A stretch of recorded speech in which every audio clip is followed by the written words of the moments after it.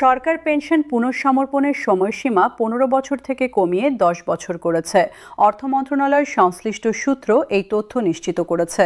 এই সিদ্ধান্তের ফলে দেশের লক্ষ লক্ষ অবসরপ্রাপ্ত সরকারি কর্মচারী ৫ বছর আগে পূর্ণ পেনশন ফিরে পাবেন। কিন্তু এই সিদ্ধান্তের প্রভাব শুধু ব্যক্তিগত পর্যায়ে সীমাবদ্ধ নয়। দেশের সামষ্টিক অর্থনীতিতে, ভোক্তা ব্যয়ে, স্থানীয় বাজারে এবং সামগ্রিক সামাজিক নিরাপত্তা কাঠামোতে এই সিদ্ধান্তের একটি গভীর এবং বহুমাত্রিক অর্থনৈতিক প্রভাব রয়েছে। আজকের এই বিশেষ প্রতিবেদনে আমরা এই সিদ্ধান্তকে একটি অর্থনৈতিক দৃষ্টিকোণ থেকে বিশ্লেষণ করব। দেখব এই একটি সিদ্ধান্ত কিভাবে ব্যক্তি থেকে পরিবার, পরিবার থেকে স্থানীয় বাজার এবং স্থানীয় বাজার থেকে জাতীয় অর্থনীতি পর্যন্ত একটি ইতিবাচক ঢেউ তৈরি করতে পারে। প্রথমে বোঝা দরকার এই সিদ্ধান্তের সরাসরি আর্থিক পরিমাণটা কত বড়। বাংলাদেশে বর্তমানে সক্রিয় পেনশনভোগীর সংখ্যা আনুমানিক ৪.৫ লাখ থেকে ৫ লাখের মতো। এর মধ্যে যারা কমিউটেশন নিয়েছেন এবং এখনও পূর্ণ পেনশন পাচ্ছেন না তাদের সংখ্যা উল্লেখযোগ্য। ধরুন এই সংখ্যাটি ২ লাখ এবং ধরুন প্রতিজনের ক্ষেত্রে গড়ে মাসে ১৫,০০০ টাকা পেনশন কমানো আছে। নতুন নিয়মে যদি তারা ৫ বছর আগে পূর্ণ পেনশন পান তাহলে এই ২ লাখ পেনশনারের হাতে প্রতি মাসে অতিরিক্ত প্রায় ৩০০ কোটি টাকা আসবে। বার্ষিক হিসাবে এই অতিরিক্ত অর্থের পরিমাণ দাঁড়ায় প্রায় ৩,৬০০ কোটি টাকা। এই বিশাল অঙ্কের অর্থ যখন পেনশনারদের হাতে আসবে এবং তারা তা ব্যয় করবেন, তখন অর্থনীতিতে যে গুণক প্রভাব তৈরি হবে সেটা আরও অনেক বড়। অর্থনীতিতে গুণক প্রভাব বা মাল্টিপ্লায়ার ইফেক্ট একটি অত্যন্ত গুরুত্বপূর্ণ ধারণা। যখন একজন মানুষের হাতে বাড়তি অর্থ আসে এবং সে তা ব্যয় করে, তখন সেই ব্যয় অন্যের আয় হয়। সেই অন্যজনও সেই আয়ের একটি অংশ ব্যয় করে যা আরেকজনের আয় হয়। এইভাবে একটি প্রাথমিক ব্যয় অর্থনীতিতে ঘুরতে ঘুরতে তার মূল পরিমাণের কয়েক গুণ প্রভাব তৈরি করে। বাংলাদেশের অর্থনৈতিক বাস্তবতায় এই গুণক প্রভাব সাধারণত ১.৫ থেকে ২ গুণের মতো। অর্থাৎ পেনশনারদের হাতে যদি বার্ষিক ৩,৬০০ কোটি টাকা অতিরিক্ত আসে এবং তারা তা ব্যয় করেন, তাহলে অর্থনীতিতে মোট প্রভাব হতে পারে ৫,০০০ থেকে ৭,০০০ কোটি টাকার সমতুল্য। এটি দেশের জিডিপিতে একটি লক্ষণীয় ইতিবাচক অবদান রাখবে। এই অতিরিক্ত অর্থ পেনশনাররা ঠিক কোথায় ব্যয় করবেন সেটা বিশ্লেষণ করা দরকার, কারণ ব্যয়ের ধরনের উপর নির্ভর করে অর্থনীতির কোনো খাত সবচেয়ে বেশি উপকৃত হবে। পেনশনারদের ব্যয়ের ধরন বিশ্লেষণ করলে কয়েকটি প্রধান খাত চিহ্নিত হয়। প্রথম এবং সবচেয়ে বড় খাত হল স্বাস্থ্যসেবা। বয়স্ক জনগোষ্ঠীর ব্যয়ের একটি উল্লেখযোগ্য অংশ ডাক্তার দেখানো, ওষুধ কেনা, প্যাথোলজি পরীক্ষা এবং হাসপাতালে যাওয়ায় খরচ হয়। পেনশনারদের হাতে বেশি অর্থ এলে তারা নিজেদের স্বাস্থ্যের প্রতি আরও বেশি মনোযোগ দিতে পারবেন। এটি দেশের স্বাস্থ্যসেবা সেবা খাতে একটি বাড়তি চাহিদা তৈরি করবে, যা ওষুধ শিল্প, ডায়াগনস্টিক সেন্টার এবং হাসপাতাল খাতে ইতিবাচক প্রভাব ফেলবে। দ্বিতীয় প্রধান খাত হল নিত্য প্রয়োজনীয় পণ্য ও খাদ্য। পেনশনারদের হাতে বেশি অর্থ এলে তারা বাজারে আরও বেশি কেনাকাটা করবেন। মাছ, মাংস, শাকসবজি, ফলমূল এইসব পণ্যের চাহিদা বাড়বে। এই চাহিদা বৃদ্ধি স্থানীয় কৃষক, মৎস্যজীবী এবং বাজারের ব্যবসায়ীদের জন্য ভালো। বিশেষ করে গ্রামীণ এলাকায় যেখানে পেনশনভোগীর সংখ্যা বেশি, সেখানে এই প্রভাব আরও তীব্র হবে। গ্রামের বাজারে বেশি অর্থের প্রবাহ মানে স্থানীয় কৃষিজ পণ্যের ন্যায্য মূল্য, কৃষকের আয় বৃদ্ধি এবং গ্রামীণ অর্থনীতির সক্রিয়তা। তৃতীয় খাত হল বাড়ি মেরামত ও গৃহস্থালী সেবা। পেনশনাররা প্রায়ই বাড়ির ছাদ মেরামত, রং করা, পাইপলাইন ঠিক করা বা অন্যান্য গৃহস্থালীর কাজ করাতে চান, কিন্তু টাকার অভাবে পারেন না। হাতে বেশি অর্থ এলে তারা এই কাজগুলো করাবেন। এটি নির্মাণ শিল্পের ক্ষুদ্র খাতে এবং স্থানীয় রাজমিস্ত্রি, রং মিস্ত্রি, প্লাম্বার সহ বিভিন্ন শ্রেণীর কর্মীদের জন্য কাজের সুযোগ তৈরি করবে। চতুর্থ খাত হল পোশাক ও ব্যক্তিগত সামগ্রী। কমানো পেনশনে থাকার সময় অনেক পেনশনার নিজের পোশাক পরিচ্ছদে কার্পণ্য করেন। বাড়তি অর্থ হাতে এলে তারা নিজেদের জন্য এবং পরিবারের জন্য আরও ভালো পোশাক কিনবেন। এটি দেশের বস্ত্র শিল্প এবং খুচরা বাজারে একটি ইতিবাচক প্রভাব ফেলবে। পঞ্চম খাত হল পরিবহন ও যোগাযোগ। পেনশনারদের হাতে বেশি অর্থ এলে তারা আরও বেশি ভ্রমণ করতে পারবেন। পারবেন, সন্তান বা আত্মীয়দের কাছে যেতে পারবেন, ডাক্তার দেখাতে যেতে পারবেন। এই বাড়তি চলাচল পরিবহন খাতে অতিরিক্ত আয় তৈরি করবে। এখন একটি গুরুত্বপূর্ণ প্রশ্ন হলো, এই সিদ্ধান্ত সরকারের বাজেটের উপর কেমন চাপ তৈরি করবে। অনেকেই ভাবতে পারেন যে পেনশনারদের আগে পূর্ণ পেনশন দেওয়া মানে সরকারের বাড়তি ব্যয়, কিন্তু বিষয়টা আসলে ততটা সরল নয়। প্রকৃতপক্ষে পেনশনারদের জীবনকাল বিবেচনায় নিলে মোট পেনশন ব্যয়ের পরিমাণ পরিবর্তিত হয় না, কারণ পূর্ণ পেনশন শুধু আগে শুরু হচ্ছে, পরিমাণ বাড়ছে না। সরকার আগের 15 বছরে যা কম দিত, পরের 5 বছরে তা বেশি দিত। এখন নতুন নিয়মে আগের 10 বছরে কম দেবে এবং পরের বছরগুলোতে পূর্ণ পরিমাণ দেবে। সুতরাং মোট পেনশন ব্যয়ের হিসাবে বড় পার্থক্য নেই, পার্থক্য শুধু সময়ের বণ্টনে। তবে স্বল্প মেয়াদে সরকারের পেনশন ব্যয় কিছুটা বাড়তে পারে, বিশেষত যাদের ইতিমধ্যে 10 বছর পূর্ণ হয়েছে তারা এখনই পূর্ণ পেনশন পাবেন। এই বাড়তি ব্যয় মেটানোর সক্ষমতা বাংলাদেশের বর্তমান রাজস্ব পরিস্থিতিতে রয়েছে বলে বিশেষজ্ঞরা মনে করছেন। অর্থনীতিবিদরা আরেকটি গুরুত্বপূর্ণ বিষয় তুলে ধরছেন। পেনশনারদের হাতে বেশি অর্থ এলে তারা বেশি ব্যয় করবেন এবং এই বেশি ব্যয় থেকে সরকার ভ্যাট ও অন্যান্য পরোক্ষ করের মাধ্যমে অতিরিক্ত রাজস্ব পাবে। অর্থাৎ পেনশনারদের পূর্ণ পেনশন আগে দেওয়ার যে বাড়তি ব্যয় হবে তার একটি অংশ কর রাজস্ব বৃদ্ধির মাধ্যমে ফিরে আসবে। এই দিক থেকে বিবেচনা করলে সিদ্ধান্তটি সরকারের জন্য অর্থনৈতিকভাবে যুক্তিসঙ্গত। বাংলাদেশের গ্রামীণ অর্থনীতিতে এই সিদ্ধান্তের প্রভাব বিশেষ গুরুত্বের দাবি রাখে। দেশের পেনশনভোগীদের একটি উল্লেখযোগ্য অংশ গ্রামে বা মফস্বলে থাকেন। এই মানুষগুলো যখন বেশি অর্থ ব্যয় করবেন, তখন এই অর্থ সরাসরি স্থানীয় অর্থনীতিতে যাবে। গ্রামের হাটবাজার, ক্ষুদ্র ব্যবসা প্রতিষ্ঠান, স্থানীয় কারিগর এবং সেবা প্রদানকারীরা এই বাড়তি ব্যয় থেকে সরাসরি উপকৃত হবেন। গ্রামীণ অর্থনীতিতে অর্থের প্রবাহ বাড়লে দারিদ্র্য কমে, কর্মসংস্থান বাড়ে এবং সামগ্রিক জীবনমান উন্নত হয়। পেনশন সংস্কার তাই শুধু পেনশনারদের ব্যক্তিগত সমস্যার সমাধান নয়, এটি গ্রামীণ উন্নয়নেরও একটি পরোক্ষ হাতিয়ার। স্বাস্থ্য অর্থনীতির দৃষ্টিকোণ থেকে এই সিদ্ধান্তের একটি গুরুত্বপূর্ণ প্রভাব রয়েছে। বর্তমানে অনেক পেনশনার আর্থিক সংকটের কারণে সময় মতো চিকিৎসা নিতে পারেন না। অসুখ ছোট থাকতে চিকিৎসা না করালে পরে বড় হয়ে যায় এবং তখন আরও বেশি খরচ হয়। পূর্ণ পেনশন দ্রুত ফিরে পাওয়ার মানে পেনশনাররা আর্থিক কারণে চিকিৎসায় দেরি করবেন না। সময় মতো চিকিৎসা নিলে রোগ নিয়ন্ত্রণে থাকবে, জটিলতা কমবে এবং দীর্ঘমেয়াদী চিকিৎসার প্রয়োজনীয়তাও কমবে।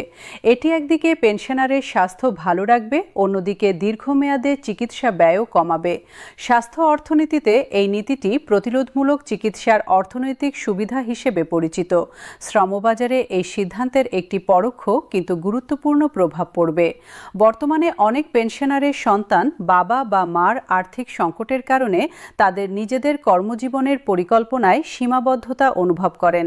উচ্চশিক্ষার সুযোগ ছেড়ে দিতে হয়, ভালো চাকরির প্রস্তুতিতে বিনিয়োগ করতে পারেন না, উদ্যোক্তা হওয়ার স্বপ্ন বাস্তবায়ন করতে পারেন না। পেনশনার অভিভাবক আর্থিকভাবে সচ্ছল হলে তার সন্তান নিজের কর্মজীবন পরিকল্পনায় আরও স্বাধীনভাবে সিদ্ধান্ত নিতে পারবেন। এটি দীর্ঘমেয়াদে শ্রমশক্তির মান উন্নয়নে এবং উৎপাদনশীলতা বৃদ্ধিতে অবদান রাখবে। আবাসন খাতেও এই সিদ্ধান্তের একটি ছোট কিন্তু উল্লেখযোগ্য প্রভাব থাকবে। অনেক পেনশনার কমিউটেশন নেওয়ার পর বাড়ি মেরামত বা উন্নয়নের কাজ করাতে পারেন না টাকার অভাবে। পূর্ণ পেনশন আগে ফিরে পেলে এই কাজগুলো করানো সম্ভব হবে। এটি স্থানীয় নির্মাণ উপকরণের বাজার এবং নির্মাণ শ্রমিকদের জন্য অতিরিক্ত কাজের সুযোগ তৈরি করবে।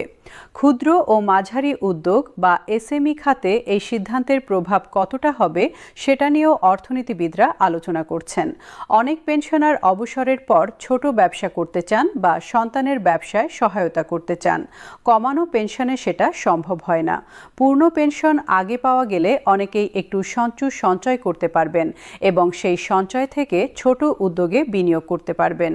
এটি দেশের ক্ষুদ্র উদ্যোক্তা খাতকে কিছুটা হলেও শক্তিশালী করবে। পেনশন কমিউটেশন নীতির এই পরিবর্তনের একটি গুরুত্বপূর্ণ সামষ্টিক অর্থনৈতিক দিক হল ভোক্তা আস্থা বা কনজিউমার কনফিডেন্সের উপর প্রভাব। যখন একটি বড় জনগোষ্ঠী জানে যে তাদের ভবিষ্যৎ আয় নিরাপদ এবং পর্যাপ্ত, তখন তারা বর্তমানে আরও বেশি ব্যয় করতে সাহস পান।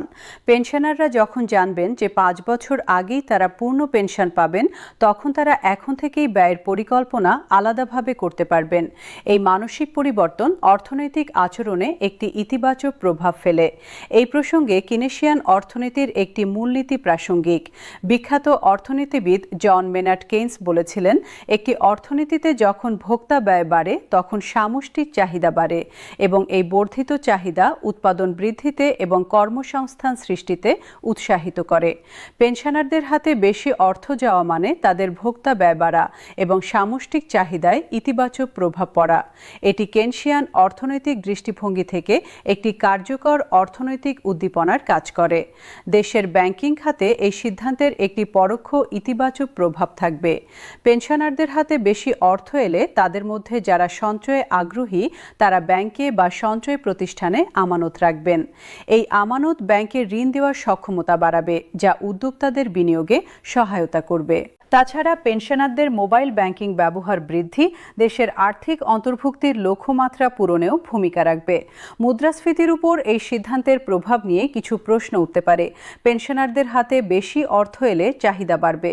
চাহিদা বৃদ্ধি যদি সরবরাহ বৃদ্ধির সঙ্গে সামঞ্জস্যপূর্ণ না হয়, তাহলে মুদ্রাস্ফীতির চাপ বাড়তে পারে। তবে অর্থনীতিবিদরা বলছেন যে পেনশনারদের বাড়তি ব্যয় এত বড় নয় যে তা একাই উল্লেখযোগ্য মুদ্রাস্ফীতি তৈরি করবে, বরং এই বাড়তি চাহিদা স্থানীয় উৎপাদন এবং সেবা খাতে নতুন কার্যক্রম তৈরি করবে, যা সরবরাহ বাড়াতে সহায়তা করবে। সুতরাং মুদ্রাস্ফীতির ঝুঁকি ন্যূনতম। সরকারের রাজস্ব ব্যবস্থাপনার দৃষ্টিকোণ থেকে এই সিদ্ধান্তকে মূল্যায়ন করলে একটি গুরুত্বপূর্ণ বিষয় সামনে আসে। পেনশন ব্যয় সরকারের রাজস্ব ব্যয়ের একটি অংশ। এই ব্যয় বৃদ্ধি পেলে অন্য খাতে ব্যয় কমাতে হতে পারে। তবে পেনশন ব্যয়কে অনুৎপাদনশীল ব্যয় হিসেবে দেখা ঠিক নয়, কারণ এই অর্থ অর্থনীতিতে সরাসরি ফিরে আসে ভোক্তা ব্যয়ের মাধ্যমে। বরং এই ব্যয়কে সামাজিক বিনিয়োগ হিসেবে বিবেচনা করা উচিত, যার দীর্ঘমেয়াদী রিটার্ন অনেক বেশি। সামাজিক স্থিতিশীলতা, মানব উন্নয়ন এবং ভোক্তা আস্থার মাধ্যমে এই বিনিয়োগ অর্থনীতিতে যে ইতিবাচক প্রভাব রাখে তা প্রত্যক্ষ ব্যয়ের চেয়ে অনেক বেশি। বিনিয়োগ পরিবেশের উপর এই সিদ্ধান্তের একটি পরোক্ষ কিন্তু গুরুত্বপূর্ণ প্রভাব আছে। যখন একটি দেশ তার প্রবীণ জনগোষ্ঠীর আর্থিক সুরক্ষায় সক্রিয় পদক্ষেপ নেয়, তখন এটি দেশের সামাজিক সুশাসনের একটি ইতিবাচক সংকেত দেয়। বিদেশি বিনিয়োগকারীরা এবং আন্তর্জাতিক সংস্থাগুলো একটি দেশের সামাজিক নিরাপত্তা ব্যবস্থার মানকে বিনিয়োগ পরিবেশ মূল্যায়নের একটি মানদণ্ড হিসেবে দেখে। পেনশন সংস্কারের মতো পদক্ষেপ দেশের শাসন ব্যবস্থার প্রতি আস্থা বাড়ায়, যা পরোক্ষভাবে বিনিয়োগ পরিবেশ উন্নয়নে ভূমিকা রাখে। আন্তর্জাতিক শ্রম সংস্থা এবং বিশ্ব ব্যাংকের গবেষণায় দেখা গেছে যে সামাজিক নিরাপত্তা ব্যয়ের সঙ্গে একটি দেশের অর্থনৈতিক প্রবৃদ্ধির একটি ইতিবাচক সম্পর্ক রয়েছে। যেসব দেশ তাদের প্রবীণ জনগোষ্ঠীর জন্য ভালো পেনশন এবং সামাজিক সুরক্ষার ব্যবস্থা করেছে, সেসব দেশে দীর্ঘমেয়াদে অর্থনৈতিক প্রবৃদ্ধির হার তুলনামূলকভাবে বেশি এবং স্থিতিশীল। এর কারণ হল সামাজিক নিরাপত্তা মানুষের মধ্যে ভবিষ্যৎ নিয়ে আস্থা তৈরি করে, যা তাদের বর্তমান ভোক্তা আচরণে ইতিবাচক প্রভাব ফেলে। বাংলাদেশের পেনশন সংস্কারও এই বৈশ্বিক অভিজ্ঞতার সঙ্গে সামঞ্জস্যপূর্ণ। পেনশন সংস্কারের দীর্ঘমেয়াদী অর্থনৈতিক টেকসই প্রশ্নটিও গুরুত্বপূর্ণ। বাংলাদেশে আগামী দশকগুলোতে পেনশনভোগীর সংখ্যা বাড়বে। এই ক্রমবর্ধমান চাপ সামলানোর জন্য পেনশন তহবিলের দীর্ঘমেয়াদী ব্যবস্থাপনা নিয়ে এখন থেকেই পরিকল্পনা করা দরকার। অনেক দেশ পেনশন তহবিলকে পুঁজিবাজারে বিনিয়োগ করে তহবিল বৃদ্ধি করে। বাংলাদেশেও যদি একটি পৃথক পেনশন বিনিয়োগ তহবিল গঠন করা যায় এবং তা সরকারি বন্ড ও অন্যান্য নিরাপদ বিনিয়োগে বিনিয়োগ করা হয়, তাহলে তহবিলের আয় থেকে পেনশনের একটি অংশ অর্থায়ন করা সম্ভব হবে। এটি সরকারের বাজেটের উপর চাপ কমাবে এবং পেনশন ব্যবস্থাকে দীর্ঘমেয়াদে টেকসই করবে। পরিশেষে বলা যায়, পেনশন পুনঃসমর্পণের সময়সীমা 15 বছর থেকে কমিয়ে 10 বছর করার সিদ্ধান্তটি একটি অর্থনৈতিক দৃষ্টিকোণ থেকে অত্যন্ত সুবিবেচিত এবং কার্যকর পদক্ষেপ। এটি শুধু পেনশনারদের ব্যক্তিগত আর্থিক অবস্থার উন্নতি করবে না, বরং গ্রামীণ অর্থনীতি সক্রিয় করবে, স্বাস্থ্যসেবা খাতে চাহিদা বাড়াবে, ভোক্তা আস্থা উন্নত করবে, শ্রমবাজারে পরোক্ষ ইতিবাচক প্রভাব ফেলবে এবং সামগ্রিক সামষ্টিক অর্থনীতিতে একটি উল্লেখযোগ্য গুণ প্রভাব তৈরি করবে। একটি বিচক্ষণ সরকার যখন সামাজিক নিরাপত্তায় বিনিয়োগ করে তখন সেই বিনিয়োগ অর্থনীতিতে বহুগুণে ফিরে আসে। বাংলাদেশের এই পেনশন সংস্কার সেই বিচক্ষণতার একটি উজ্জ্বল দৃষ্টান্ত। এই পথে আরও এগিয়ে যেতে হবে, আরও সংস্কার করতে হবে এবং একটি শক্তিশালী ও টেকসই পেনশন ব্যবস্থা গড়ে তুলতে হবে, যা দেশের অর্থনীতিকে আরও মজবুত ভিত্তির উপর দাঁড় করাবে।